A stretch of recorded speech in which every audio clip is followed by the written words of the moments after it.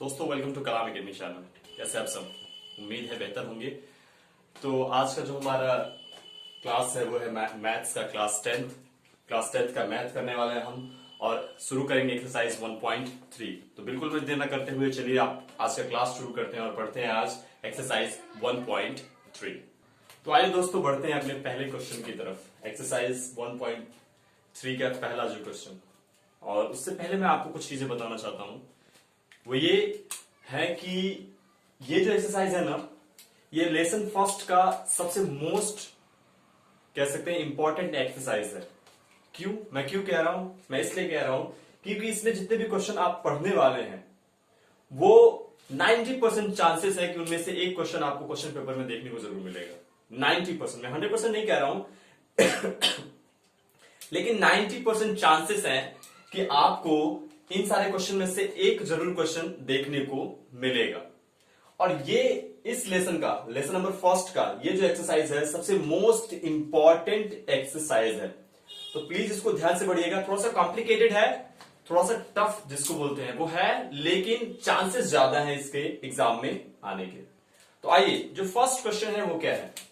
First question है कि prove that √5 is irrational.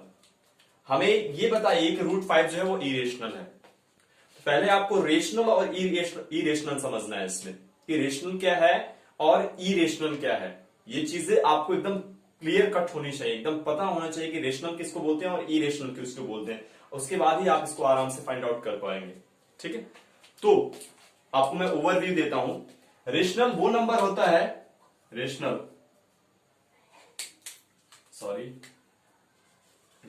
वो नंबर है जिसको हम p/q के फॉर्म में लिख सकते हैं। ओवरव्यू में ये अपनी तरफ से दे रहा हूं। इरेशनल वो नंबर है जो कभी भी p/q फॉर्म में नहीं लिखा जा सकता है। तो क्या जाना आपने? रेशनल जो p/q फॉर्म में लिखा जा सके, इरेशनल जो p/q फॉर्म में नहीं लिखा जा सकता है। अब आइए क्वेश्चन पे चलते हैं। क्वेश्चन लिखा हुआ है prove that √5 is a irrational number. आप ये प्रूव कीजिए कि √5 जो है वो इरेशनल है।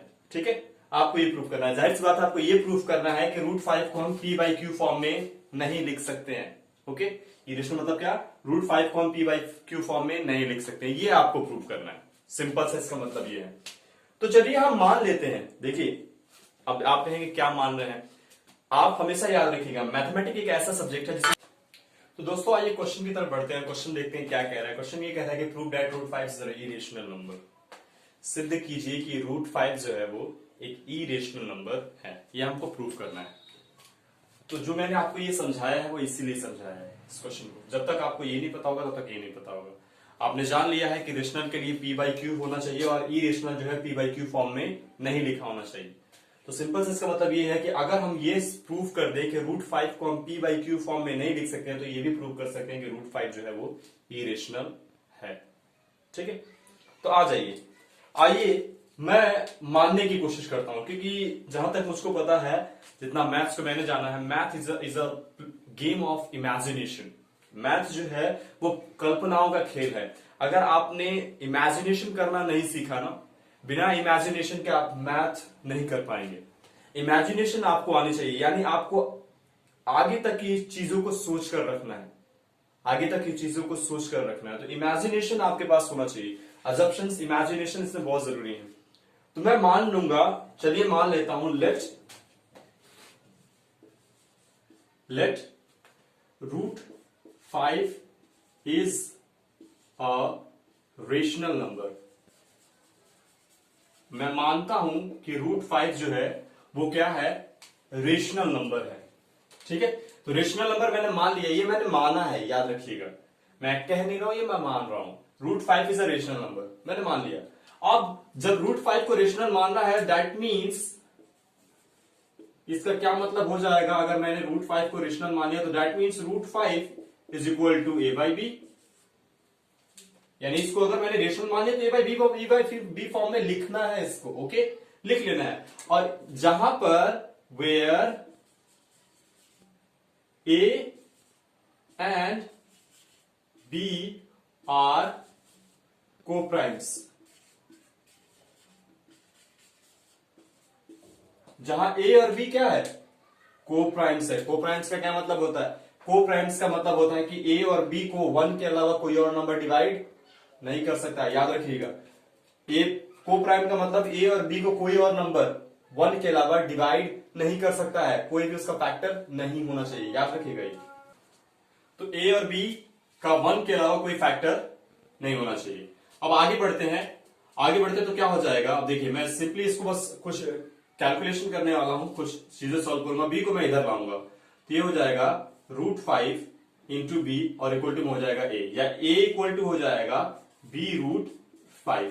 अब मैं क्या करूंगा, मैं करने वाला हूं स्क्वायरिंग बोथ द साइड्स। मैं दोनों साइड्स का स्क्वायर करूंगा, लिखूंगा यहां पर स्क्वायरिंग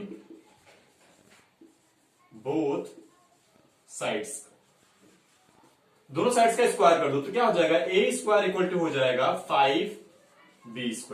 देखिए अगर दोनों का स्क्वायर करूंगा तो ए का स्क्वायर ए स्क्वायर और √5, चलिए एक लाइन लिख देता हूं मैं, √5b का होल स्क्वायर। तो इससे क्या मतलब हो जाएगा, ये हो जाएगा √5 का 5 और b का b²। दिस इंप्लाइज, ये जो दिख रहा है ना, इसका मतलब ये है कि सिंपल सा मतलब है, तो यहां इसका मतलब है कि 5 जो है वो a² का मल्टीपल है। नहीं समझे आप, इसका मतलब ये है कि 5 जो है वो a² को डिवाइड करेगा, क्योंकि ये a² इक्वल टू 5b² है। तो जब भी हम जानते हैं, अगर जैसे मान लीजिए अगर हम यहां 25 लिख रहे हैं और यहां कुछ लिखा है 5 × 5, इसका मतलब ये है कि ये 25 जो है वो 5 का क्या है, प्रोडक्ट होगा। जाहिर सी बात है 5 से कटेगा, तो वही चीज यहां पर है कि a² जो है वो 5 का क्या होगा, प्रोडक्ट हो, सॉरी फैक्टर होगा। तो इसका मतलब ये हो जाएगा कि a² is divisible, this implies that is a² is divisible by 5, यानी a² जो है वो 5 से कट जाएगा, बस इसका मतलब ये है। That means a is divisible by 5। और ये याद रखिएगा, जब भी कोई नंबर, किसी नंबर का स्क्वायर अगर किसी नंबर से डिवाइड हो जाता है यानी कट जाता है, तो वो नंबर भी क्या होगा, उस नंबर से कट जाएगा। अगर 9 का स्क्वायर 9 से कट रहा है तो 9 भी क्या होगा, 9 से कट जाएगा। अगर 6 का स्क्वायर 2 से कट जाता है, यानी 6 × 36, 2 से कट जाएगा, तो 6 भी क्या होगा, 2 से कट जाएगा। यही कहने का मतलब है, अगर किसी नंबर का स्क्वायर किसी नंबर से डिवाइड होता है तो वो नंबर भी जिसका स्क्वायर ले रहे हैं वो भी उस नंबर से क्या होगा, डिवाइड हो जाएगा। इसके आगे आके देखते हैं क्या होगा। तो इसके आगे हम क्या देख रहे हैं कि b² इज, ये आपको लिखना पड़ेगा, ये सब आपको लिखना है इस क्वेश्चन में, divisible by 5। That means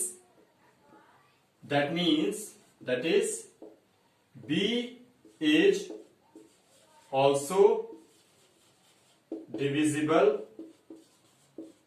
by 5।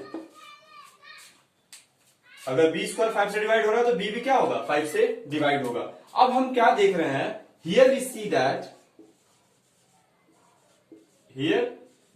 that there is a factor of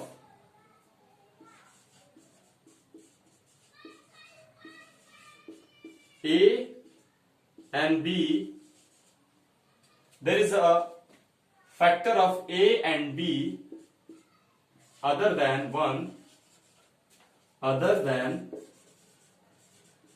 1 which is 5। यहां हम ये देख रहे हैं कि a और b का एक और फैक्टर आया है। शुरुआत में हमने क्या माना था, याद कीजिएगा, शुरुआत में हमने माना था कि a और b का 1 के अलावा कोई फैक्टर नहीं होना चाहिए अगर ये क्या है, रेशनल है तो।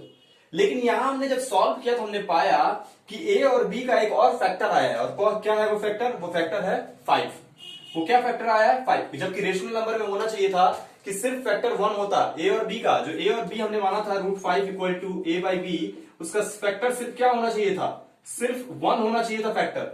लेकिन यहां फैक्टर 1 के अलावा एक और आया नंबर, वो है 5। और जो हमारे अजम्पशंस को, जो हमने माना है इमेजिन्स को, उसको रॉन्ग कर रहा है, वो उसको कॉन्ट्राडिक्ट कर रहा है। तो हम लिखेंगे there is a contradiction, hence there is a contradiction, there is a contradiction